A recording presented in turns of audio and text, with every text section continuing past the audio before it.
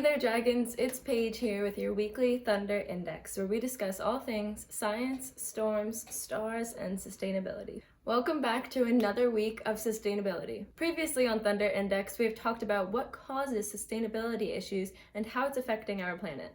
So naturally, national governments have gotten involved by encouraging their citizens to do better. The biggest and most notable legislation surrounding climate change is the Paris Agreement. This document is a legally binding international treaty that joins countries around the world to do better for our planet. 191 parties out of the 197 around the world decided to ratify this agreement. Now, you may be thinking, what about the United States? We'll get to that one later. Overall, the Paris Agreement tries to keep the global temperature well below 2 degrees Celsius, and at a preferable 1.5 degrees Celsius, which was the original temperature of the planet before industries populated it. To make this happen, the United Nations recognizes that it will require significant economical and social changes in every country in this world.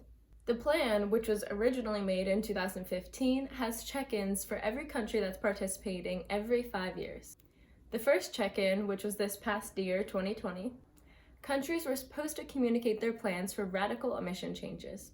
There were certain goals set at this meeting in the Paris Agreement for each country to fulfill. This document is known as the Nationally Determined Contribution. Countries must also communicate their plans and how they will handle rising temperatures when they start to see those effects of climate change in their countries. The United Nations has created a framework for countries who may need things like financial, technical, and capacity support as well. Think of the Paris Agreement as a big group project which includes 197 nations and sovereignties around the world. Naturally, you have people who are just super late in turning in their work. Well, they get a pass this time because there was a pandemic, but then you have the kids who just straight up don't show up to the meeting. Looking at you, North Korea. So far, 192 parties have submitted their NDCs, and 8 more have submitted their second revised version. The next check-in is from 2024 to 2025. At this point, countries will report back what their progress has been. They will all discuss what has worked for them in this progress and what hasn't worked, etc. A huge part of the Paris Agreement has to do with transparency.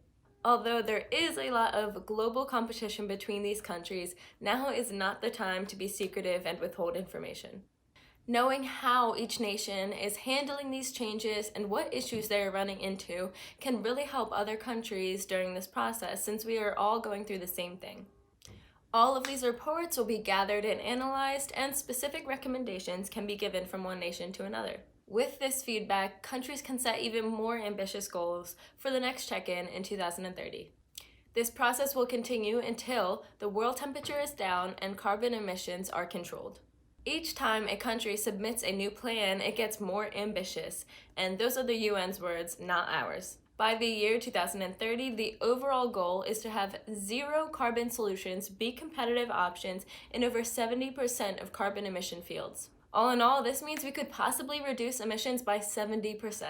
Alright, so now hopping back into who is actually participating in this. 197 parties throughout the world agreed to the proposal of climate agreement. That is basically almost every nation in the world. The notable 3 countries that are missing from the agreement are Iran, Iraq, and Turkey.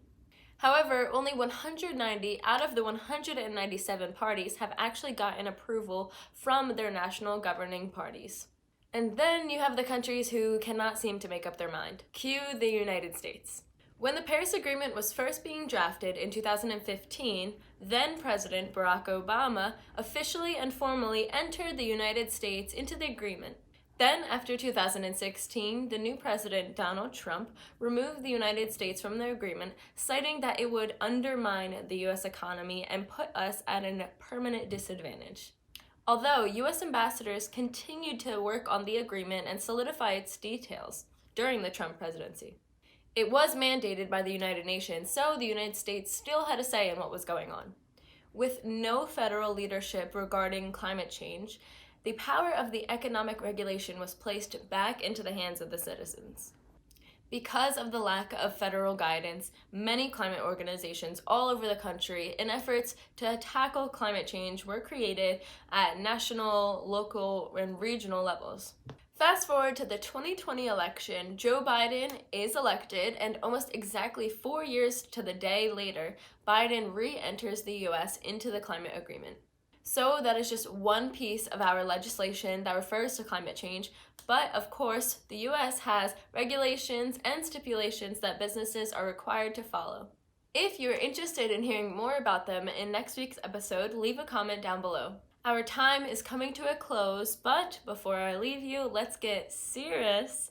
Put on our daydreaming caps and float up into the clouds for our cloud of the week. This week's cloud of the week is a cirrus cloud. These wispy, majestic beauties are the highest flying clouds in the atmosphere. Such a cloud can form at any altitude between 5,000 and 13,700 meters above sea level. Cirrus clouds are made of ice crystals and look like long, thin, wispy, white streamers high in the sky. They are commonly known as mare's tails because they are shaped like the tail of a horse. Cirrus clouds are often seen during fair weather. It is given its name from the Latin word cirrus, which means curling or ringlet of the hair. What a pretty sweet cloud. Well, dragons, that is all of the science, storms, stars, and sustainability that I have for you this week. Thank you for tuning in. It's always thundering in Philadelphia. I'll see you next week.